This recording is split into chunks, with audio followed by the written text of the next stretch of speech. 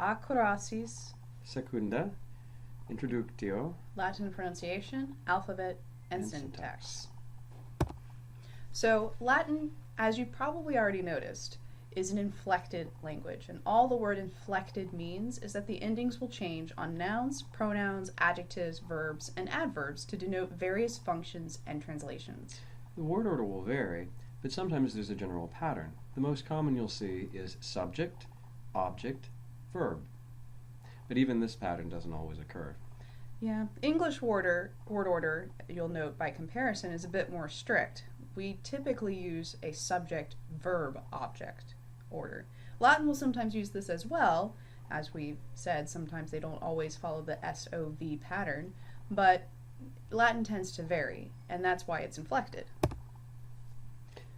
So the sentence, I see a dog, can be rendered in Latin, see I a dog see I, a dog I see, I a dog see, etc. Latin's inflected nature helps you discern the meaning. In other words, it tells you what's the subject, what's the object, what's the verb, and anything else that has to do with a sentence structure is. So, for example, video canem ego video canem video ego canem video canem, and canem video all mean I see a dog, despite the difference in order.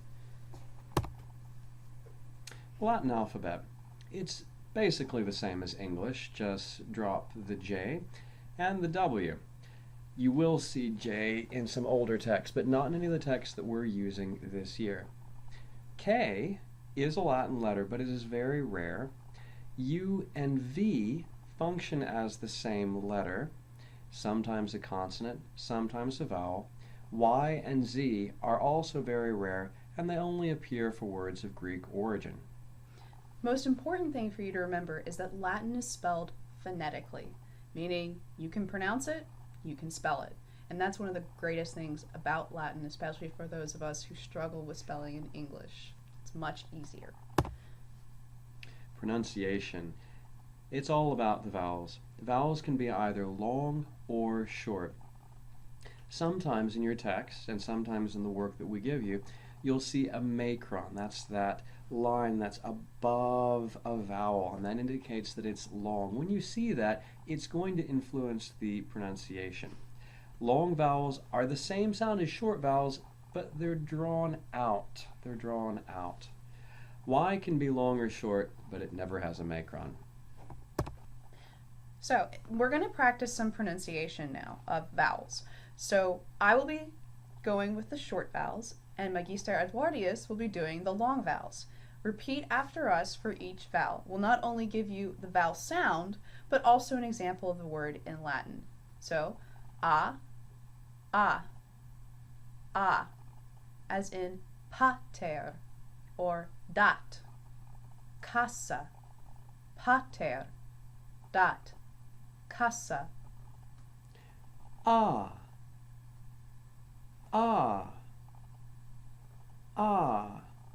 As in das and cara.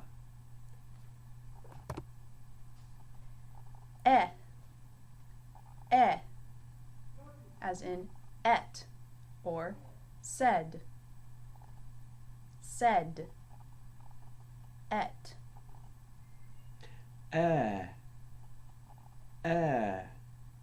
As in me, as in sedes. E, as in hic, sika, sika. E, as in hic, or sika. Now let's know the difference between those words, because that's very subtle. So, hic, sika. Note that the I was just pronounced for a little bit longer in both of those words. Now let's move on to O. The O makes a O sound, as in os or mura. So O, os. mora. Os, mora. Then o, as in os, or mores, os, or mores.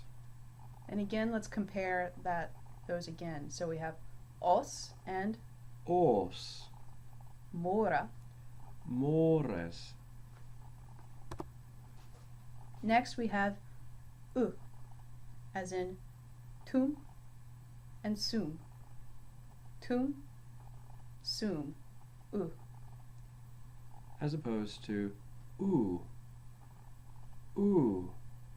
as in tu and sumo.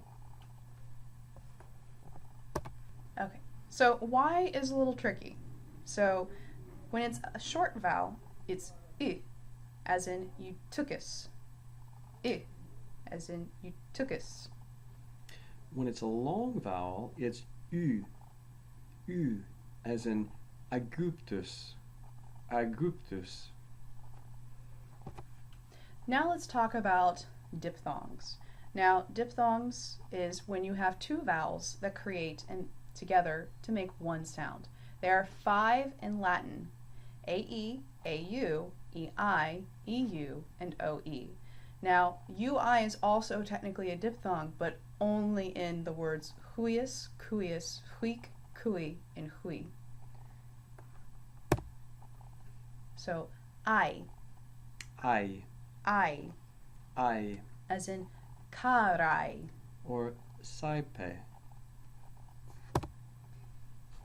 Ow, ow, ow, ow, ow, ow, as in out. or laudo,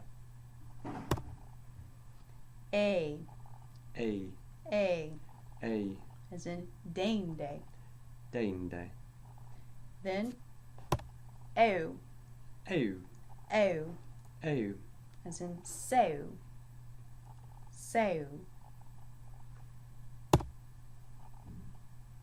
Oi, oi, as in coepit. and proelium, And we, we,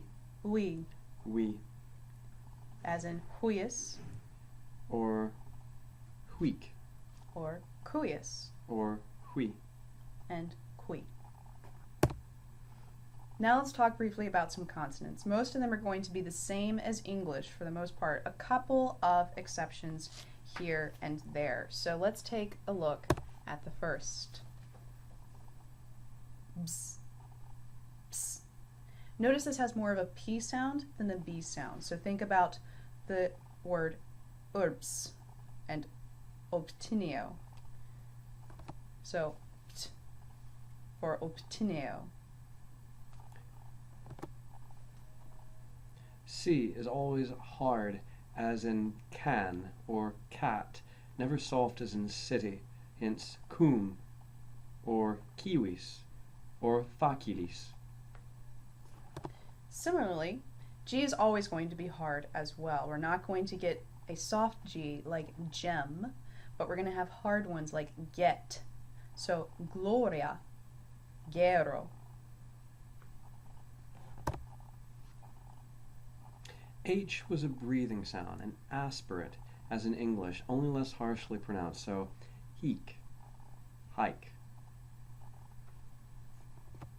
Now when I appears here, we're using it as a consonant. So think of the very famous Julius Caesar. When his name's written in Latin, it is not pronounced Julius, but Julius. So the I has more of a Y sound here.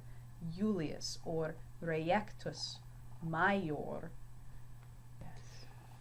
R. R is all er in Latin. R was always trilled, hence it was called the littera canina, because it sounds as if you're growling, such as in the word Roma, curate. Very hard for some of us to pronounce.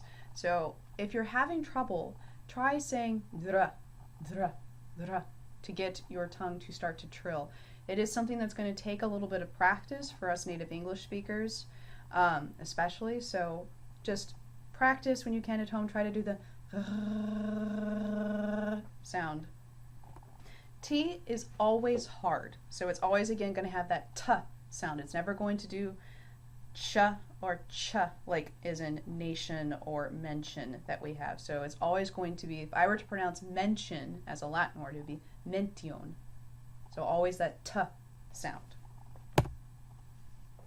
V had a sound similar to our W, so we will and winum.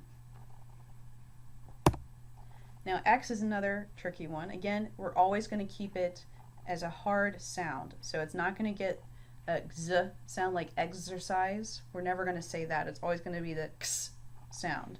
So mixtum or exercio. So always the ks x sound. CH occurs in words primarily brought in from Greek, and as such represents a hard KH kind of sound, such as in chorus or archilochus. Similarly, PH, also from our Greek origins. So it's again going to have the p sound, not a f sound. So it's not philosophy, it's philosophia. TH represented also the Greek theta and had the sound of TH as in hothouse, not the TH as in thin, or the as in theatrum. So that concludes our presentation on pronunciation, the alphabet, and syntax. I know this was a long one, guys, and it's one that you can always refer back to if you have any questions about it. But for the most part, you're going to have a pretty easy time of it because you just have to model what we do, and it's going to help you with your spelling, especially if you have difficulty with that, because remember, Latin's phonetic. So until next time, valete omnes.